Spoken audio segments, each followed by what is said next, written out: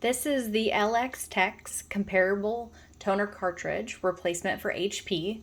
I personally have an HP 1018 Laserjet print, and these are amazing. Not only are they way cheaper than the actual HP brand, but they work just the same, and I personally love that. It yields 200 pages, and so the fact that it's a 2-pack is when you put in the next one, you can then order a second pack and have that just kind of storage in the back so you can use it. So I put one in already, and it's just like any other toner cartridge. The other one pulls out, and then you just pull the other one in as well. And so they're all wrapped. So that's what I like, so you know that it's not going to be used. And then it's just a simple, you pull the other one out, you grab this right here, and you just slip it in.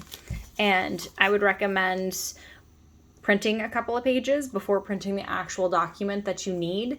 But I have bought 2 packages of these so far, and I am such a fan, and just the price alone is very worth it.